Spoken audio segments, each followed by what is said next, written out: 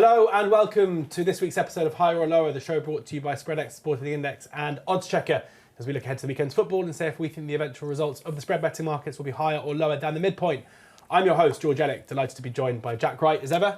Festive greetings. I'm coming back from an internship in Lapland as an elf for Christmas. It's Dan Wurr. It's me, I'm back. Okay, you are back and we're delighted for it. It was lonely in here without you. Oh. Kicking off on Friday Night Football with an all-Welsh clash in the Championship. Swansea City hosting Wrexham. Total goals is the market here. 2.3 to sell, 2.5 to buy. The midpoint is 2.4. Are we going higher or lower? 3, 2, 1. Wrong agreement. Dan, you've been away. Yeah, I'm surprised both of you went lower when both of the last two meetings between these sides went above this line. Oh, the 70s was a great decade, wasn't it? 2005 and 2006. Was it? That so recent? super relevant to this line. There's just Nothing's happened to Wrexham in that period of time, has it? It's much the same. Same two teams. Plodding on. Same two teams. Swansea have kept clean sheets in their last two home games. That's a good start. But they've also mustered the lowest XG, which you love. Do I? Lowest of any team in the Championship. 19.26 XG. Mm. You don't want that if you're buying goals, do you? No. You don't. And Wrexham haven't been prolific away from home this season, failing to score in 4 of their last 6 trips. Sounds like two teams that are struggling in front of goal, coming up against each other in an all-Wales clash.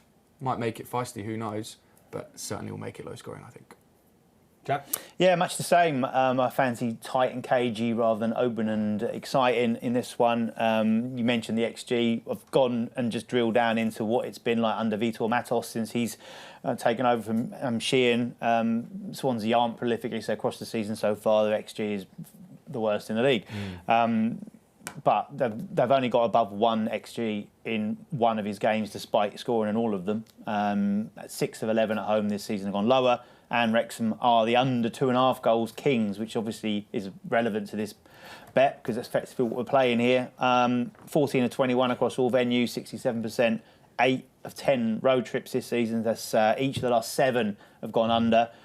The couple that went over are a bit mad. One was Norwich. I was there, where they scored about 3 times in 15 seconds after half time, as was the case. And that's Southampton game at the start of the season, which was they were leading right until deep into added on time. So I just looked at the SpreadX fixed odds for this one as well for under 2.5 goals. They give it a 62% implied probability. I agree with them. So yeah, lower for me. Yeah, totally agree. Wrexham under Phil Parkinson through the leagues have been quite expansive and high scoring at home and then pretty low scoring away from home. That seems to be the way they set up for games. I don't think there's been much in Swansea's performances so far that have suggested they've improved loads under Matos. 2 good home wins, but both those home wins came to nil, and the goals they scored were mainly thanks to kind of very good strikes rather than necessarily kind of slick attacking football. So yeah, I'm definitely in agreement here. I think this will be a low scoring game. Is that the case with Newcastle-Chelsea? Now, you put the midpoint here as 3, but it's actually 3.05. Oh, that makes a big difference, doesn't it? Huge difference. Well, let's go with 3, shall we? Okay, midpoint is 3 here. I won't say the sell price and the buy price. 3, therefore, is a push, so you're going higher for 4 or more, lower for 2 or fewer. I think we'll all say the same then. 3, 2, 1. No, we won't. Oh, we will. Me and you will. 2 or fewer. Yeah, well, I actually had the midpoint at 3.05, but good, okay. Regardless of that, I needed, if for it to be higher, I needed it to be 4. That's true. And I just feel that Newcastle have put pressure on themselves to perform at home. Luckily for them, they do. A win last night went pretty much to the death to get that win to get through to the semi-finals of the Carabao Cup. They're superb at home. And a kind of phrase that I've put together really for these two sides is that they are consistent scorers and their games have consistently featured goals, but they've not been extreme scoring. And I'd consider 4 or more goals to be fairly extreme scoring, and I don't think we can quite kind of get there. 4 or more goals does seem a stretch to me, so I'm happy to take the push in this case for 3 and go lower. Newcastle's home games do average exactly 3 in the league. Only one of the last 7, though, I've seen 4 or more. And that was the Spurs game where all the action came in the final 20 minutes, which was a bit bonkers. And that last gasp equaliser for Spurs came from an overhead kick from their central defender with an expected goals of 0.09 off his shin and through 7 players to dribble into the corner. So, that's probably not sustainable, is it? Chelsea's away games were actually lower as far as their goals across the season are concerned. 2.88 is the average for those, and only one of the last 5 has gone over. 0-0 last time out against Bournemouth, away from home. 4+ in one of the last 6 on the road. So, as I said, consistent goals in both these sides' games, just not extreme scoring. And the head-to-head record kind of stands testament to that as well. Both meetings last season, because they met in the League Cup as well, at St James's Park, ended 2-0 to Newcastle. I can see a similar result here with the pressure that Chelsea have kind of been put under by Maresca with his comments. Of the last 9 meetings, 8 have gone lower and only 1 have gone higher than this. So I think with the early kickoff as well, with both sides playing in midweek, that lends itself to me to be more of a lower scoring affair. I disagree entirely. I think Chelsea away from home, what are you on about? Chelsea away from home have been, at home, they are normally really solid, don't concede much at all. But on the road, their games, they struggle to find that defensive solidity, and we've seen that pretty consistently over the course of the season. I know they drew 0-0 with Bournemouth last time. There was no way that was a 0-0 game. I think the XG was kind of 1.5 to 0.9 or something. They went to Leeds the time before that in a really open game and lost it 3-1. They had a 3-0 win over Forest prior to that, the 5-1 at West Ham, the 2-2 at Brentford. Defensively, they look poorer. Now, I know they've kept, is it 4 clean sheets in the last 5 away from home? Away it is, yeah. But I think that's because of the teams they played. They played Postecoglou's Forest. They played Tottenham under Thomas Frank, and who barely had a shot all game, and a very poor side. Burnley, maybe the second worst team in the league. And Bournemouth, who, as I say, created loads of chances, couldn't score. Leeds put 3 past them. So I wouldn't expect that to continue. I think they will concede goals. Newcastle at home are really strong, buoyant after their midweek exploits in the EFL Cup. I think there should be goals here, certainly 3 or more. And getting 3 as a push means that it would be awkward at 3.05, but no-brainer for me at that line. Dan? Yeah, I have nothing to add, but for what it's worth, I would have still gone higher at 3.05. I just think this game's got goals in it for all of the reasons that George said. Plus, Chelsea have got Cole Palmer coming back. Well, he's back. He's back. He's back, mate. Playing with an injury still, but he's one of the best players in the league, as I've said, for as long as he's been at Chelsea. So he can have his way here, and I'm certain that both teams to score cops, and that's a great start for this bet. I'm going to note this down, and in the new year, I'm going to come back and I'm going to gloat. Yeah, nice. I look forward to it. Cold Palmer, not the only person with a cold. Not just me, I think, but most of the population. Yeah, quite a lot. And you guys will in about 48 hours. Look forward to that. Look forward to it. Tottenham hosting Liverpool next up. Spreadex have the supremacy line as Liverpool as favourites despite being the away team. 0.45 is the midpoint, so 0.35 the sell price, 0.55 the buy price. A sell here or a lower here is Tottenham will draw. Higher is Liverpool to win it. 3, 2, 1. Bam, yes. All in agreement. It's an easy one, isn't it? Yeah, I think so. I mean, with Liverpool, you don't want to be like, oh, right, they've won a couple of games now, so everything's fixed, because there obviously are issues there still that I don't think have been ironed out completely. But you have to respect them for the way that they bounced back from that Leeds game. They're winless now. Sorry, they're unbeaten now in 5 games. I know that they'll have wanted and expected to beat Sunderland and beat Leeds, especially in the circumstances that they didn't. But even so, they're proving to be a little bit better defensively now than we saw when they were at their worst. The Salah incident seems to have calmed down a little bit now, with him and Arne Slot having seemingly made up. Ekitike looks in great form. Even signs, I thought, against Brighton that Wirtz is starting to kind of come to the boil a little bit. Curtis Jones is a player that I just really want to continue playing well, because I think he should be in the England setup, and he hasn't been in the last few squads. So, Tottenham just look a mess, really. We've seen them against Chelsea and against Arsenal really struggle to find any kind of foothold in the game. So struggling against the better teams in the league, and I think this will be the same. So pretty strong here that Liverpool will win this. Dan? Yeah, I completely agree. Spurs are in a lot of trouble, I think. Thomas Frank, his price to be the next Premier League manager sacked is shortening by the minute. And I think most Spurs fans are almost wishing him out the door already. And if this starts to go a little bit sour and Liverpool get ahead, it could be quite gross, I think. And Liverpool could score quite a few against. What a word! Pascal Gross. Yeah, a team that really struggled at home so far this season, and away. They're just not very good, are they, Spurs? So yeah, Liverpool win. Jack? Yeah, I think Liverpool's expected goals and performances weren't as bad as the actual results, and Tottenham's has been actually opposite of that, where they're down in 15th as far as their expected points across the season is concerned, and they're slowly, or maybe even rapidly, getting towards where they should be in the league. 22 points from 16 games is their worst return at that point in the season since 2008, so they're a point worse off than they were last season. We know that one panned out. They've got a fantastic combination of not creating any chances, really, posting the worst expected goals numbers week after week, and conceding plenty of chances at the other end. And there's pressure on the goalkeeper who's making mistakes, the defence getting rotated. As you say, the pressure's on Thomas Frank. They've been very poor at home. And I think Liverpool have kind of been sort of forced into a team that's probably now working with the Salah situation. Obviously, he's now been AFCON as well, which means that that's going to go quiet for at least a couple of weeks. And it might well be the fact with injury to Gakpo that they're kind of, sometimes you sort of stumble across a winning formula, whereas they've been trying to work out how to fit all these pieces into the jigsaw. They've now kind of got it there. And I just feel that, the prices last season were so different. I think with the spread betting here, would have been looking at over one, would have needed a 2-goal margin, Liverpool. They were 1.6 as far as the fixed odds last season in both games at Tottenham. And this season they're around about even money. So the difference between the two sides is not that great from this season to last season. So, it's a strong hire for me, one of my strongest of the week. Oh, strong hire. Yeah, couldn't agree with you more. 3 more games to cover now. Everton hosting Arsenal. Goals cubed is the mark we're looking at here. 38 is the midpoint, 35 to sell, 41 to buy.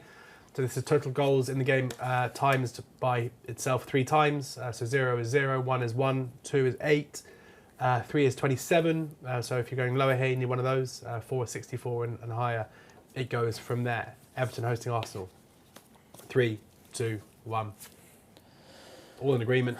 Jack? Yeah, it looks like a relatively low line, doesn't it? But when you then boil it down and go, well, you need 4 more goals. If you were playing under 3.5 goals, again, on the fixed odds coupon here, you're looking at a 80% implied probability, according to those odds. I think there's key elements here that even given a normal playing field, I'd still be fancying lower between these two sides. But Everton missing Man Utd is massive. He's obviously at AFCON, so I think that's a massive thing over the next couple of weeks. Make sure you're checking out who's missing from these teams. And also there's doubts over both Jack Grealish and Kiernan Dewsbury-Hall, who might both have hamstring strains. And I do wonder if this is the sort of game that David Moyes might go, well, do you know what? We'll wrap them in cotton wool. We'll probably keep them out of this one if there's any doubt about them. Go pragmatic, look to keep it tight, see if we can nick something on the break or from a set piece.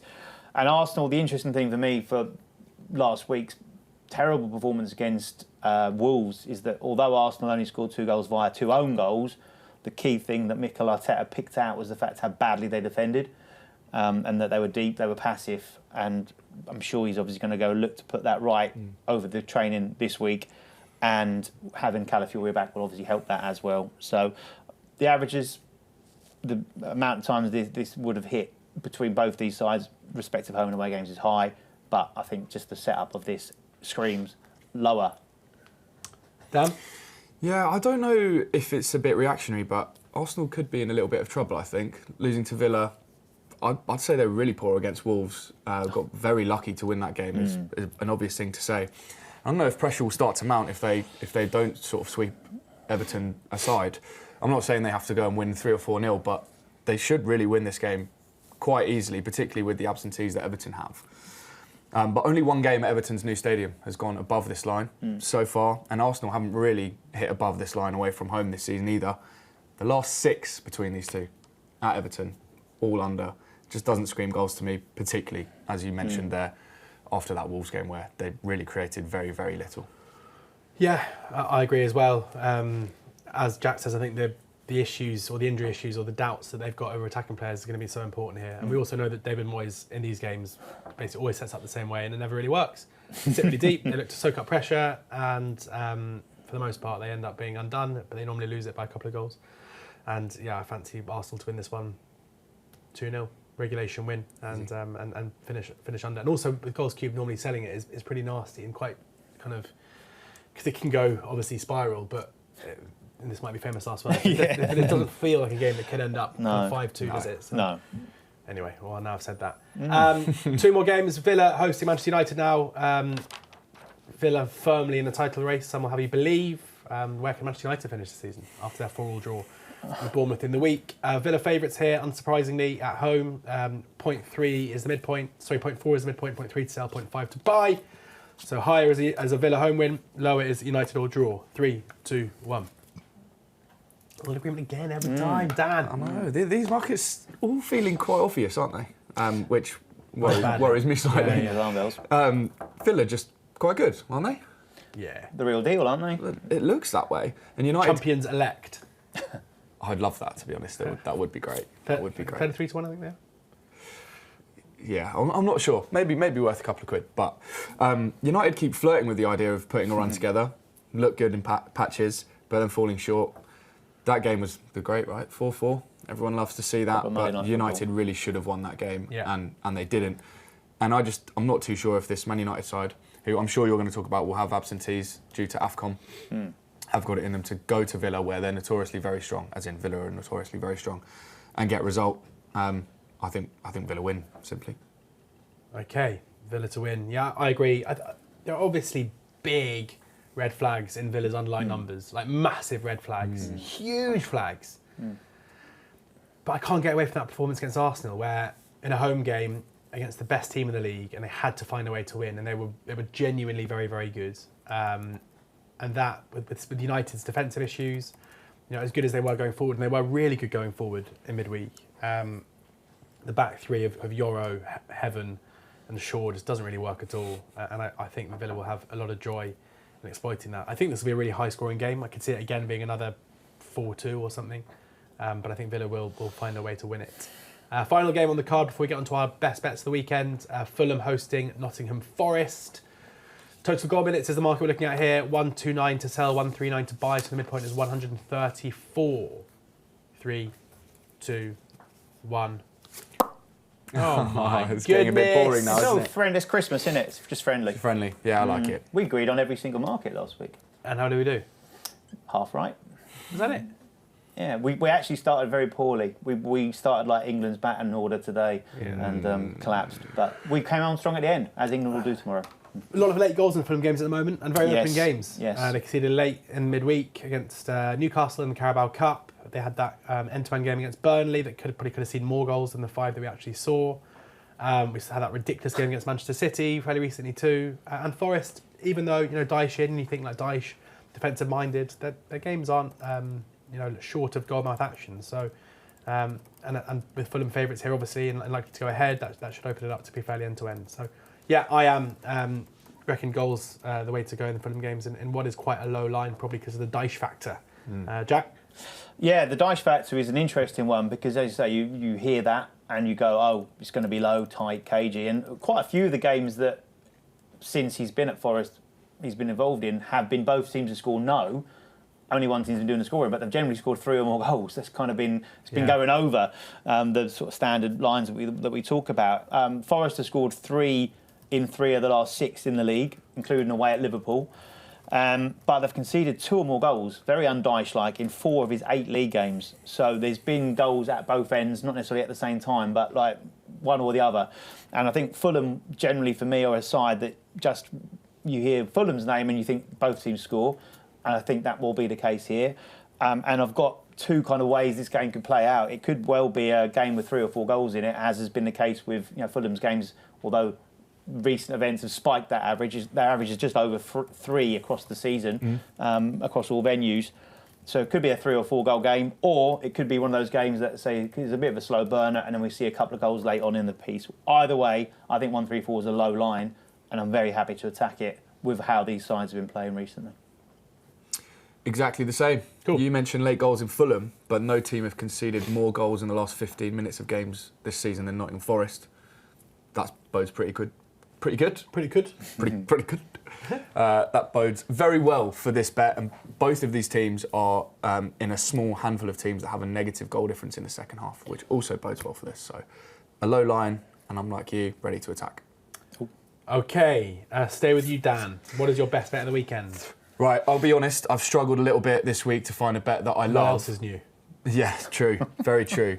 But I'm looking at booking supremacy. Burnley over Bournemouth is how it's set up, but I think Bournemouth... Very cardsy Bournemouth, aren't they? Very cardsy. In fact, they've received the most bookings of any team in the Premier League this season. There you go. Burnley are right down the bottom in 17th with just 23 yellow cards this season, so I'm not too sure why they're the favourites to win this. The midpoint is 5, by the way, so 1 card either way is winner or loser. Chris Kavanagh, the ref, I'm sure that was your next question, dished out the second most yellow cards in the league, has an average of over 4, which is obviously good because it means he's quick to reach for his pockets. And Burnley have not been very cardsy, but Bournemouth have, as you say, so Bournemouth will get more cards than Burnley this week. Lovely stuff. Jack? I'm going to ride the Kim Helberg train here. Bristol City, Middlesbrough. I'm going for Middlesbrough total goal minute. 67 is the midpoint. I'm going higher. And they're flying under Helberg since he's joined from Hammarby at a club where he's averaging exactly 2 goals per game for his side. And it's kind of filtered through since he's taken over Borough. Very attacking, very front-footed. The interim was officially in charge for the first game after his announcement of his arrival. That was Coventry. That ended 4-2 to Coventry at the Riverside. Since then, 4 successive wins for Borough, scoring 11 goals in the process, 2 or more in all of those games as well.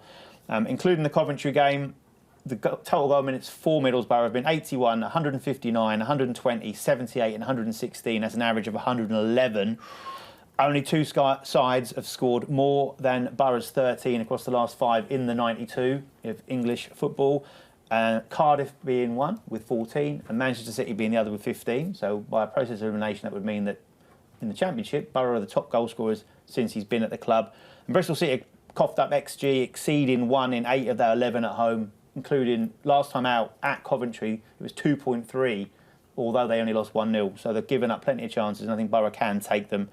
They're conceding an average of 1.1 goal per home game, only 2 clean sheets in the last 10 at Ashton Gate. So with the Middlesbrough attack at the minute, Whittaker's suddenly found his old form, 6 straight goals scored, 6 straight games he scored a goal. Yes. That's easy for me to say. I think Tommy Conway scored his first goal since August, which is a big boost for him. Yeah. Strelec, a couple of goals in his last 2 starts as well. And 13 different scorers for Middlesbrough in the Championship this season. Only one side have had more different scorers for them, which is... Christmas quiz question. Oh. Norwich? Derby. Wow. That's a huge... I would never have guessed that. That could have been 24th out of 24. That's why I gave it as a quiz How question. How is that the case?